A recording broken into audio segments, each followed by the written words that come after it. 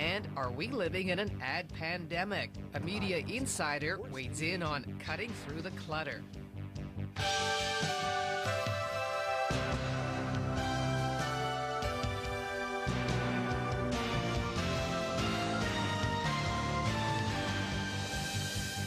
Good evening and welcome to Province-Wide. I'm Diane Vernio.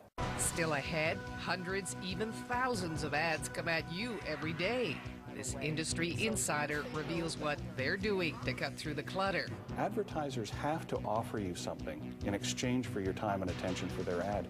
That's coming up on Province-Wide.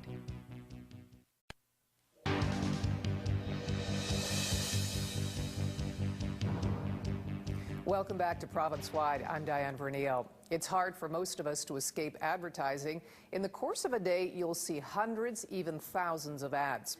Of course, there's traditional media, television, print, and radio, but advertising is also very present on the internet. And now ads are also finding you through texting and instant messaging. With all that commercial clutter, what are advertisers doing to find you and make a pitch? Well, one of those ad people behind the scenes pushing your buttons is writer-broadcaster Mike Tennant. He's the co-author, along with Terry O'Reilly, of The Age of Persuasion, How Marketing Ate Our Culture. You have worked on top campaigns in your career: Pepsi, MasterCard, IBM, Toys R Us. I think most people would very strongly argue with you that they're not affected by advertising, that they will buy what they want when they want, and they can smell a pitch a mile away. So do you think, though, that we are as independent-minded as we think we are? I think we absolutely are, and I think the reason people have that impression of advertising is that, well, advertising is like the convoy that is only as fast as its slowest ship, and people are bombarded with so many ads today. They tend to judge the entire industry based on the worst of what they see and the worst of what they hear, and that's what sticks in the top of their mind. But I think there are a lot of really good, really effective messages that do actually communicate with people and stick with people. That get into your head whether you realize it or not? Exactly. And I don't think that's an insidious process. I think actually that's more relationship building.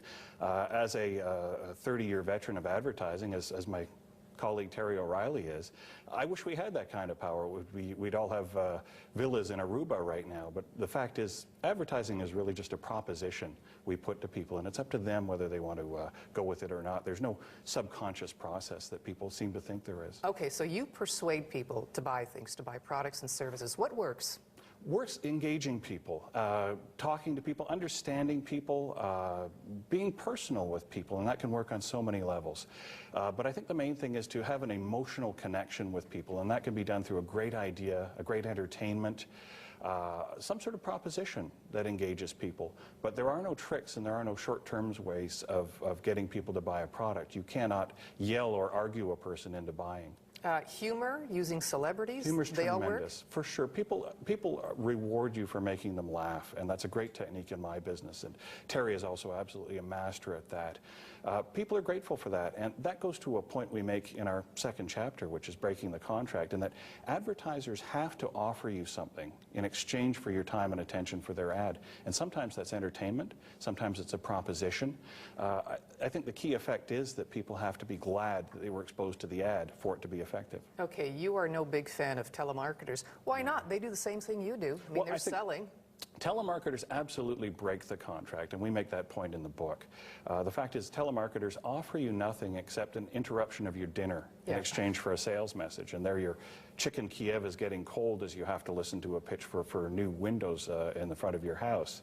And we argue that that absolutely breaks the contract, as do, for example, cinema ads. You pay your $8, your $10, your $12.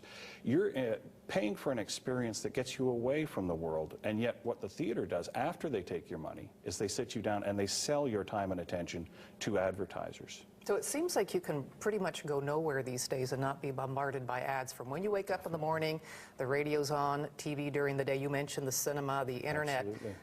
How do you cut through the clutter? Because there's so much coming at you. Yeah, that's the duty then of advertisers, to really be engaging, to really understand people, to target people effectively. But I think you have to learn very creative ways of getting people's attention.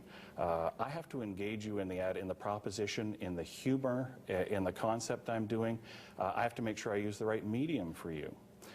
So the trick on the creative side of the business is to find a reason to have people actually be glad that the ad ran. And that's an enormous challenge, especially given that, as we cite in the book, the average person is exposed to as few as hundreds and as many as thousands of ad and marketing messages on a given day. Just in a day. Well, TV and radio and print, traditional media, I think are quite perplexed by what they see happening on the internet, text messaging, that they're advertising, and they see not only their power, but their money going away. So look in your crystal ball and tell me what's ahead in the future. Well, I'll give you a tip that may make you feel a bit better, and all of us in broadcast feel a bit better, in that personality comes across in broadcast in a way that it can't in Twitter, and it can't in email, and it can't in instant messaging, and a lot of the new media that are coming along. And it's my experience that the human touch is really the future of great effective communication. People talking to people, and that's where television comes across with the human face, and radio comes across with the human voice.